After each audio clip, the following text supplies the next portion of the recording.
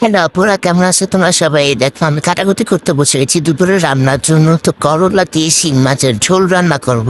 এটা আবার চাঁদপুরের কুমিল্লার মানুষের এত পছন্দ করে, কিন্তু আমরা ফরিদপুরের মানুষেরা খাইতেই পারি না, কোনো খাই নাই। বিয়ের পরে খাওয়া দেখছি যে জোনপুর এমনি খায় শিং মাছ দিয়ে। পিতা বাজি মানুষ খাইতে পারে না, হ্যাঁ আবার শিং মাছ দিয়ে ঝোল করে খায়।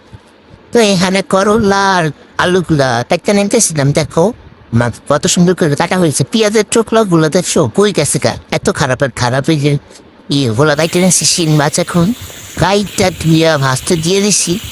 ভাজা ভুজি কট করে না বাজলে আমার ভাই আবার খায় না। তো খাওয়ার ফাঁকে বা গাইছি একটু, দেখো আমাদের বাসার বারান্দাতে মেট্রো রোড দেখা যায়, দেখছো উইজে দেখা যায়, দেখছো সবাই দেখছে না?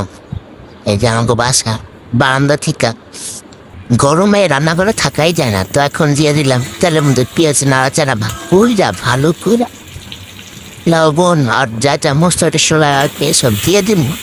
কিন্তু আগে করলা আর আলুর একটু ভাইজা নিতেছি পেঁয়াজের লগে, ভালো করে একটু ভাইজা নিব নাড়াচাড়া কইরা। তারপরে যে হলুদ মরিচ টইনা জিরা যা লাগে তাই দিন। এত গরম কি রান্না যায়? এটার লেগে এক গ্লাস শরবত বানালিয়েছি নিজের খালি কি রান্নি নাকি বেড়াগুলিকে নিজের সামনের দরকার নাই দাও, বেশি বিড়ালাইছিলাম। এই যে এক চুমুক দিয়া কলচাটা ঠান্ডা হয়ে যাইতাস সেই যে।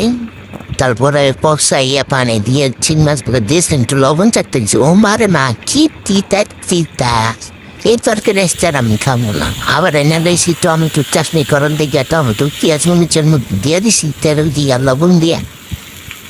এরপরে মশলা টসলা দিয়া পানি দিয়ে দিন ইচ্ছা মতো, যার দিন করে বলছি মন চাই দিয়ে পারো।